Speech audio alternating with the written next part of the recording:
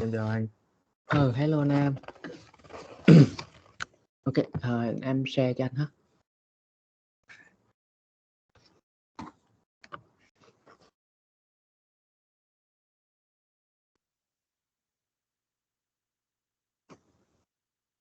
Ok, good. Check được rồi đó. Chưa nghe luôn. Section 2. Nghe rồi. You will hear a radio program about starting a business. First, you have some time to look at questions 11 to 16. Yeah, 16 luôn hả? Rồi, hãy đọc kỹ câu hỏi nha. Common quality. Cái này thì anh nghĩ nó không 7 câu hỏi nhiều đâu. Common quality of a leader. How should company take risk? Công ty nên take risk như bằng cách nào? Từ khóa đọc sơ quá ha. Self-confident 2 chỗ. Cái kia trước đi, 11 trước đi. To learn nè. Serious Now listen consequence. carefully and answer questions 11 to 16. Gạch nhanh. Đúng rồi đó, gạch nhanh vậy đó. Good evening. My name is Arthur Jones. I'm very glad Nghe to luôn have đi, this nghe đi em. opportunity to speak to you over the radio. The host asked me to give a talk about my experience of starting my own business. I can't say my business is successful, but there are some things that I want to share with you, which I think will be helpful if you want to start your own company. I've talked to many young people, and they told me that they are afraid of making mistakes when they start their business. Chuẩn bị rồi đó. What I want to say is that mistakes are very common, especially when you do something new. Mistakes can actually show you where you need to improve, so you can take actions about them and use the chance to learn new methods. This is a very important attitude you should have. Besides, most mistakes are not that fatal. Don't be too anxious when they occur. Next, I want to go on to talk about self-confidence, which is quite important in achieving business success. Being self-confident means that you can have faith in yourself and what you do. Self-confidence can be gained through hard work, even playing sports. However, sometimes self-confidence may make you ignore problems and even cause failure. Business leaders should remain calm and not take impulsive actions. I know that when people start their business, they have confusions. They don't know how they can be more professional. They read business journals or watch related videos, but these don't seem to help sometimes. My suggestion is that instead of aimlessly trying many new things, they should always be committed to their goal. As long as they stick to it, they will not be easily distracted or confused by other things, and they are sure to get better. We will all meet difficulties, especially at the beginning. We can't always rely on ourselves to solve all the problems. I had a problem with marketing earlier this year. Luckily, I found an expert to help me deal with it. So there's always a way, but we should know how and when to seek help from these people. Business leaders have different kinds of styles. Some are very good at public speaking, others are very down to earth and have strong executive skills. But in general, they should be able to win the respect from their employees so that they can carry out their orders more easily. There are times when a company might face risks. During such times, leaders will need to take prompt actions, and they can't always plan for distant future. Leaders should analyze and deal with the risks with caution. If they bear this in mind, there is always a way out.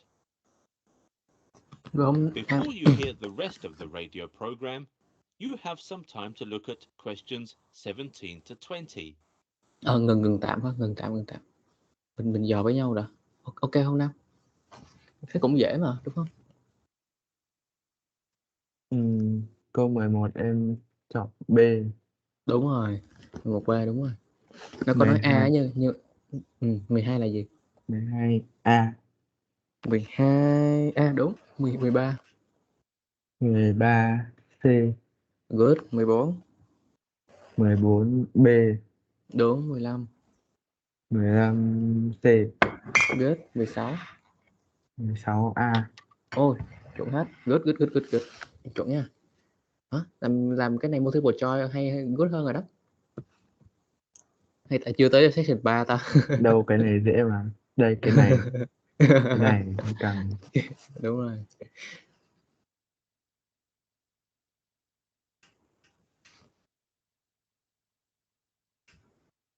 Ok. Cảm ơn bạn. Important when starting nha.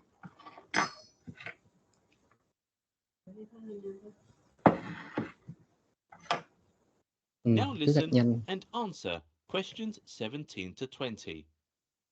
Câu At the hỏi trước, beginning of câu my hỏi trước. business, I experimented with quite a few strategies. Gạch câu hỏi trước, đừng gạch câu trả lời trước. Câu hỏi là support đó, support important đó. Tức là một cái là starting business thì cái nào, cái yếu tố là quan trọng nhất, còn cái kia là cái được hỗ trợ gì là quan trọng nhất. Ok. Đi thi thì ráng gạch nhanh thôi. Xin rờ bèo luôn. Ok, good. Xong rồi Hoping lúc to mà thi find thì out the best solution for my business. Here is what I found. At first, my company wanted to work out prices for the products and make them realistic. However, prices are always changing, so they can't be fixed. Another thing I always keep in mind is that leaders must stay committed to their jobs. Without enough commitment, you may easily give up when problems happen. I have some friends whose businesses didn't survive during difficult times. It wasn't because they were stupid, it was just a lack of commitment. I can't always be sure that my products or services are better than my competitors, but I pay attention to details and try to improve all the little things, as they can actually make a big difference. You might worry that you don't have a very clear and sophisticated business strategy. Personally, I don't think it's a problem, because you will be changing them all the time anyway. In terms of support, at any stage, we do need support from others to back up our business. The support can really make a difference. Before I started my business, my family helped me a lot, both financially and mentally. There were also people who gave me advice on how to run businesses successfully. However, these advice and ideas were not so practical to me, so I didn't really use them. Looking back, I felt lucky that I followed my own way of thinking. Also, I was short of funds back then, and I loaned money from the bank to start my company. I was grateful for that. That's what I want to share in today's program. If you have any questions for me, please send it to my email, which is 20/20 không? 20/20 rồi. Em không biết. Hai câu 17-18. CD. CD đúng rồi. AB có đọc đúng không? Nhưng mà nó đọc một cái là price, cái là product. Cái cuối cùng nó đọc, em khoanh D sao em xuống đây luôn đúng không? Nó mới đọc E. Rồi, câu đó là gì? Support, đúng rồi. Đúng rồi, good. 20/20 rồi đó. Rồi, đúng rồi, tới cái này mới khó nè. Ok. Cố gắng thử gạch nhanh coi nè, gạch lướt nhưng mà gạch câu hỏi trước nha, đừng có bỏ câu hỏi. Xong rồi em cứ gạch, xong rồi đến lúc mà nó đọc tới thì em cứ đọc từng cái thôi. You will hear a discussion between two students called Mark and Fran about their presentation on some dolphins which are unique to New Zealand. First, you have some time to look at questions 21 to 24 on page 5.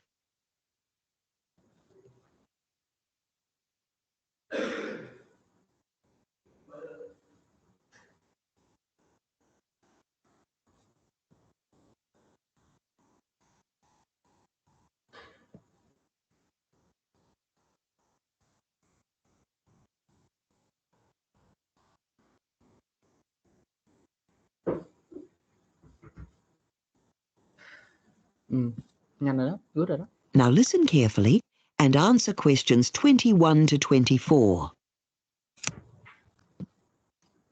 Hi, Mark. Thanks for coming around. Hi, Fran. No problem. We need to try and get this presentation finished. Mark, let's start with the way dolphins make sounds.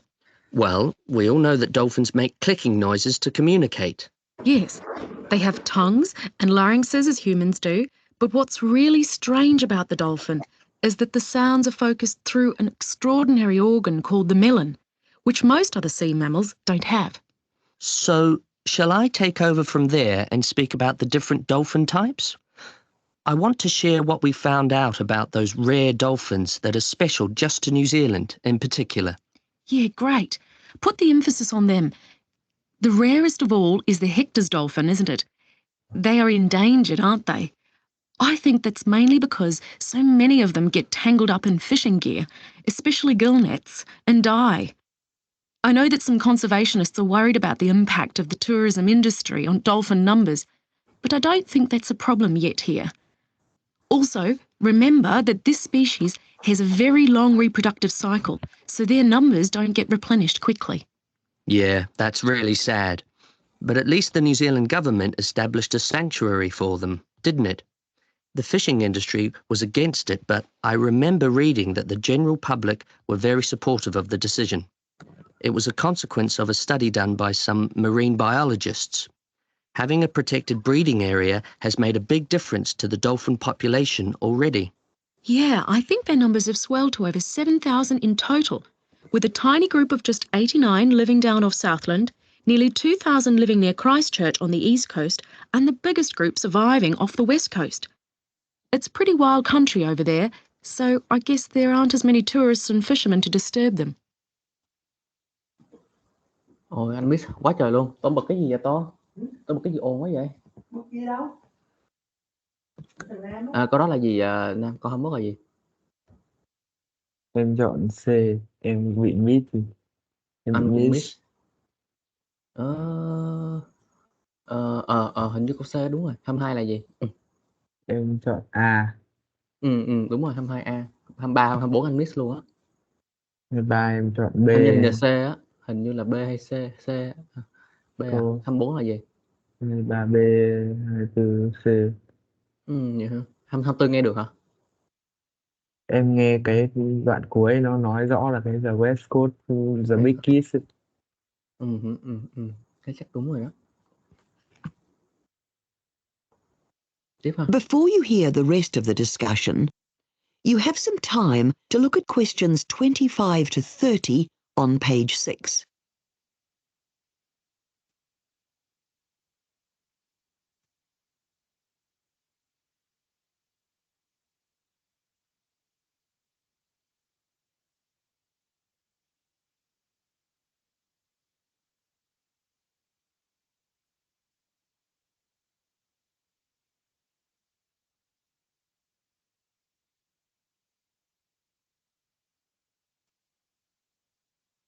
Không có đó không cần đâu. Đặt Now cái trên thôi. listen and answer questions.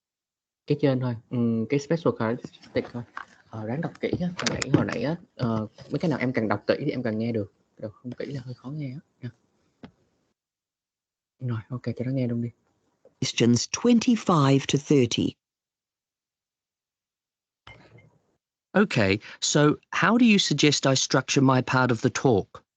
Well, you could start with the common dolphin, which inhabits the whole of the sea around New Zealand. And once you've covered everything to do with them, feeding and so on, you could go on to the more unusual types. The dusky dolphin is especially interesting because you know how all the dolphins travel in small social groups called pods? Well, the dusky dolphins travel in pods as big as 800 members. And I think the Duskies like to travel along beside fishing and tourist boats, don't they?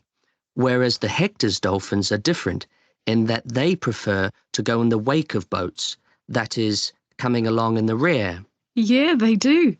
But they also dive down deep to avoid fast boats. Oh, let's not forget the Maui, because they are endangered too, aren't they? There are only 150 of them left, and they inhabit only the western coastal waters off the North Island of New Zealand. Yeah, it's a pity. They also face problems because of their tiny size.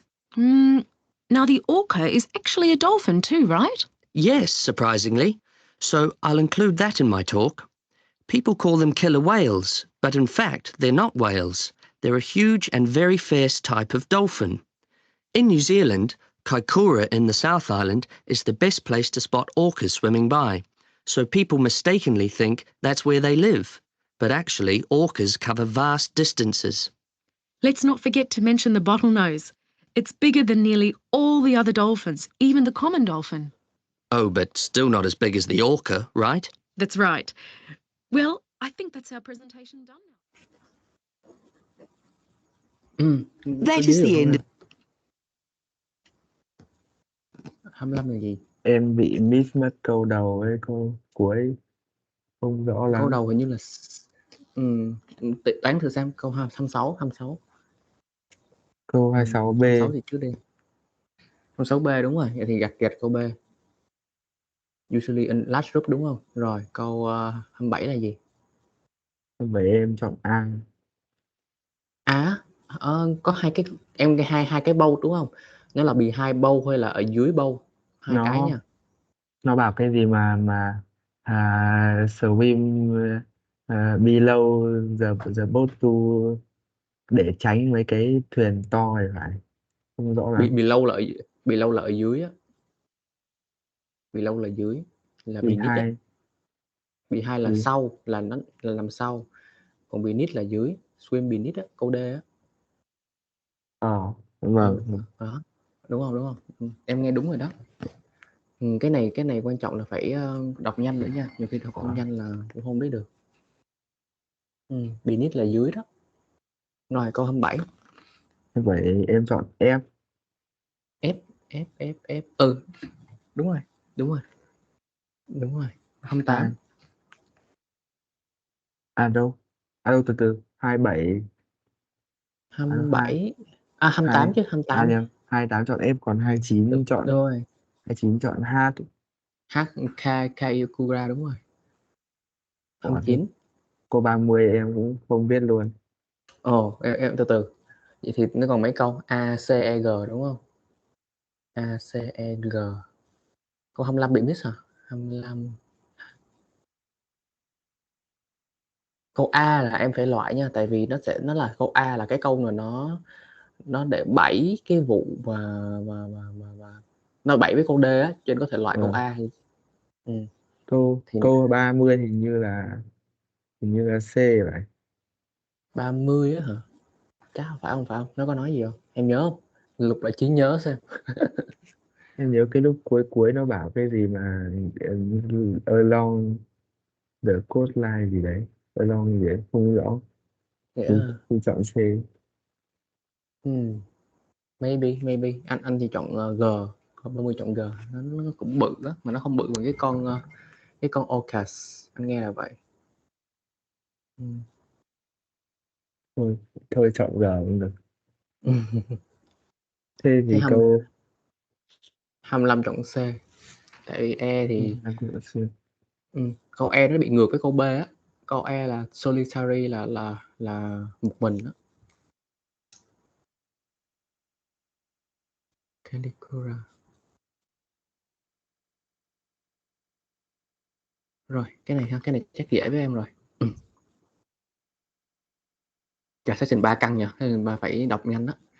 Em thật ra nó cũng không có khó hơn section 2 mấy đâu, kiểu Nam đọc nhanh là ok. Part 4. Kiểu nghe xong xong rồi còn phải đọc qua mấy cái kia kìa. Mấy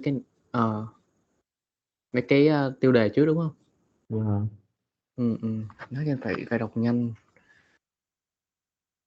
trong đầu tưởng You tượng will được hear trước. a man giving a lecture on his tire Trời recycling ơi, company to này ghê vậy. environmental science students.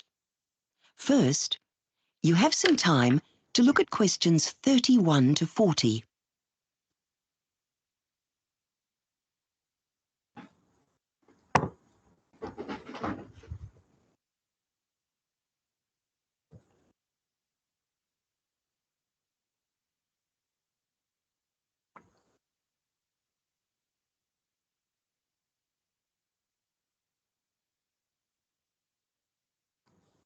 Không, mà em nghe thế này là ổn á Nam. Anh đảm bảo là đi thi không Questions có dư. 31 to 40. Anh bảo đi thi khoảng chắc cũng phải được 8 á. Nó Không có bảo dưới được đâu. là nghe đến 40 luôn. Đúng rồi. Chắc hết cái 34 là nó nghỉ một tí. Đúng. Đúng rồi đó, bình thường là vậy.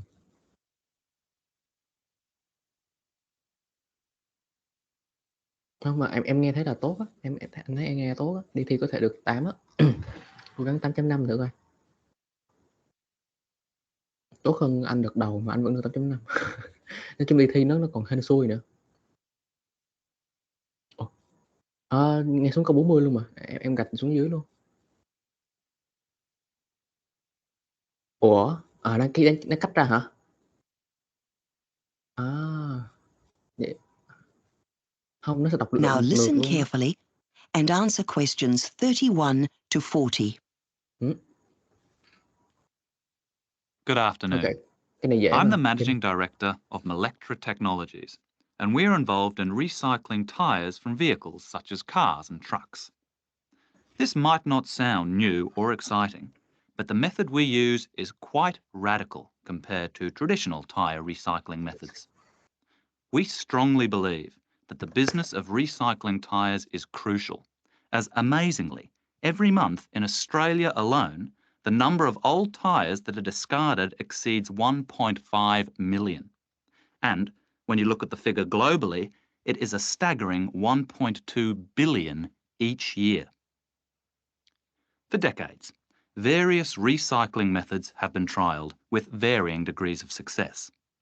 In some cases, the solution was as bad as the problem. Incinerating tyres, for example, generates toxic fumes which are harmful to the environment. Breaking up whole tyres is energy intensive and produces a contaminated product with very little value. As a result, there was little incentive to get into the business because there was no profit in it. And yet, a tyre is made up of so many valuable components. And it is for this reason that we started trying out new recycling methods. In the end, our factory came up with a much improved system for recycling old tyres. The Melectra process is different for a number of reasons. Firstly, it is a lot cheaper to run because our machines are much more compact in comparison to traditional systems. This in turn reduces energy consumption. The wear and tear on the shredding equipment, which cuts up the tyres, is also reduced, as the tyres fed through them have already been softened. Costs are reduced by over 30% using our system. And, significantly, our machines can handle a tyre of any size, from the smallest bicycle or wheelbarrow right up to the largest earth-moving truck. Most other processes can only handle car tyres. Our technology has proven to work, and we have won many awards, including the Australian Museum's Eureka Award, and last year on a national TV program, we were chosen as the Invention of the Year. Winning that certainly opened many doors for us, with interest coming from 27 countries around the world, including the United States and China. To cope with the demand, we will soon have 10 more factories which will operate 24 hours a day just to stabilise the current stockpile. We are passionate about taking this process further, and so we have chosen to dedicate 5% of every dollar we make to research.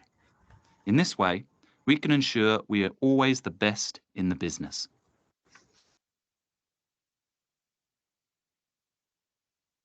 So, let's look at the process we use, what we extract from the tyre in each stage of the process, and the uses that those materials can be put to. The first step of the process mechanically extracts the steel wires from the rim of the tyre. This high-quality wire can be cut into small pellets suitable for sandblasting shots. Next, after the tyres have been sliced into a number of segments depending on tyre diameter, they are chemically treated. This chemical treatment is essential as it removes dirt from the rubber prior to the rest of the process. The cleaning process also softens the tyres, making them easier to chop up. In the next stage, the fibre cords contained in the tyre segments are separated from the rubber using rollers. The fibres, which can include nylon and rayon, can be used as a reinforcement for concrete, or they can be used to form plastic panels. Then, the rubber is cut up into very small pieces known as crumb rubber. For a tyre weighing 10 kilograms, Melectra can recover 7.5 kilograms of crumb rubber that can be used to manufacture a range of rubber products, such as asphalt, used in road making. It is also used as insulation in buildings, or something simple like tiles for the floor. Alternatively, any or all of this crumb rubber can continue through to the final stage. This final stage involves our patented Melectra vac machine, which uses industrial microwave energy. This changes the remaining rubber into hydrocarbon, which can be used to make 3 different products. We can cheaply produce activated carbon, which is usually quite expensive to make from new materials. It's used for treating water, as well as being an integral part of air filters. Secondly, as the carbon produced is very pure, in fact it's over 97.4% pure, we can crush it to form something called carbon black, which is used in the manufacture of batteries and also ink. Our process is very flexible, and we can alter the quantity of each of the 3 products depending on demand. Được không em? Dễ đúng không? Dễ khó? Chắc được anh. Có đầu là gì vậy? Month, Câu 32. profit, Profit, good. 33. size. Size có S không? Chắc là không có em đâu.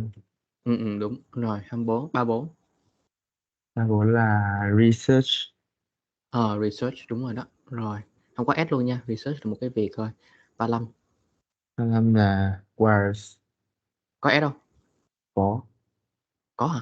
Có không ta? Em Remove nghe of steel. em Không nghe có thấy chữ em. Đúng rồi. Vậy là wire đó. Có S nha. 36.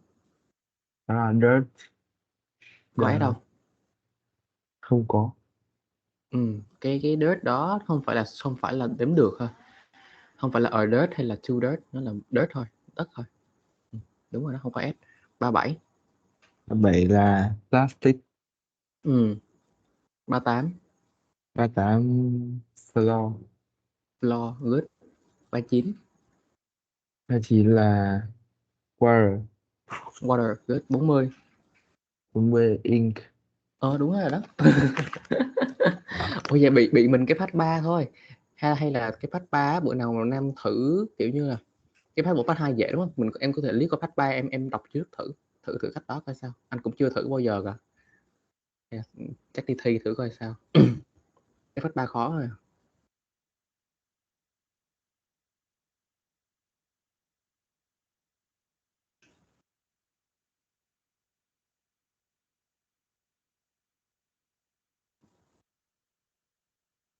Đề nào nhỉ? Đề này hả? Coi key nè.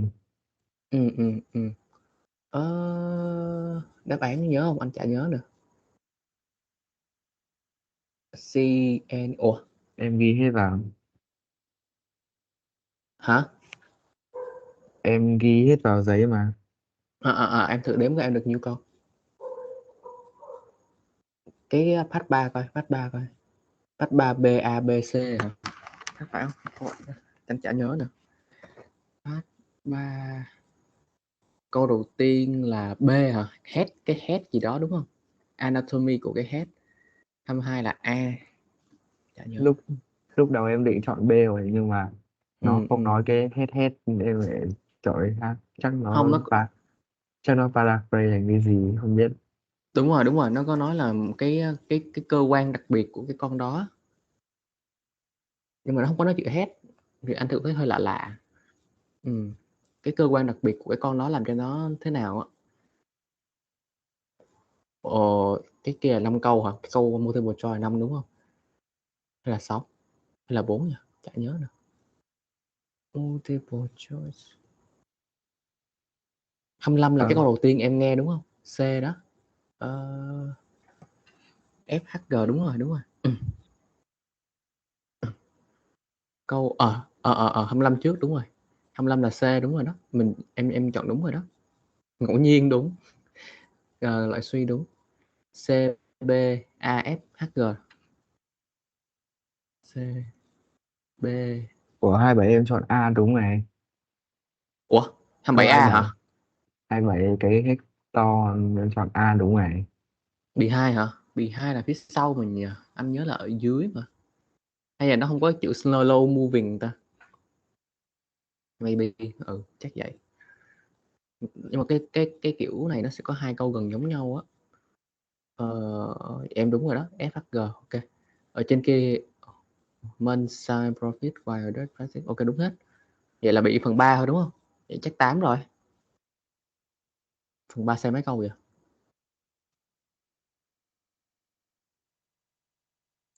Phần 3 sai có một câu mà anh. Phần 3 em sai một câu. Phần 3 sai mỗi câu 21 là B. Đù, ghê vậy? 9 chấm hả?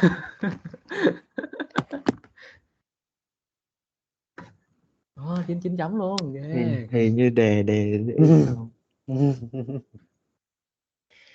Phát 3 thử 21 em, cái thứ nhất là loại suy, thứ hai á là có thể đọc qua nó, kiểu như cái phát mục nó dễ ẹc đúng không?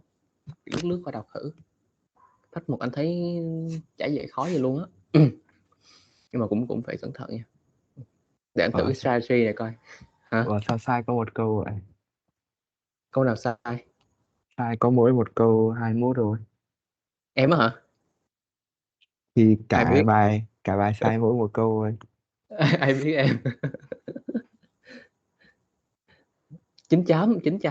Sai một câu là 9 chấm, không phải 8.5. 9 chấm luôn. Đâu. Thấy chưa? Xuất sắc gì à. Sai 3 câu vẫn 8.5 nha. Tức là multiple choice mà em sai hết 3 câu thì em vẫn có thể được 8.5 nếu mà đúng hết những phần còn lại á. Cho nên là Ảo dữ vậy. ảo mà. Tiến bộ ghê. Ủa, 9 chấm lần đầu hay là mấy lần rồi? Mới có hôm nay mà. Mới hôm nay rồi à? Ok, ai cũng có một lần. Biết đâu sau lần này muốn lại trúng nhiều. Giống cái anh thì kể anh nó toàn được 6 thì em đi thi cái 9 luôn, không hiểu vì sao luôn. Thi reading á, nhiều khi nó ảo ảo thế á. 28 thi đúng không Nam? Còn mấy ngày nữa ta?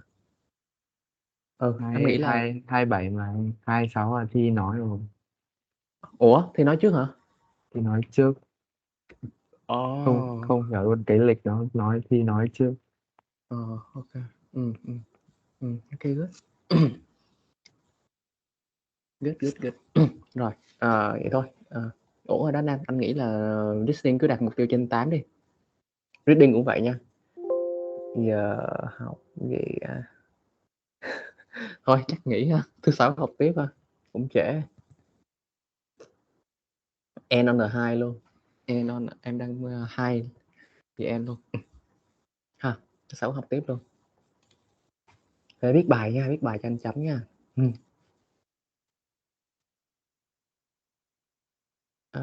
Giờ kẹt cái gì? Giờ em kẹt hả? Em kẹt gì? Đúng rồi. Mới học thêm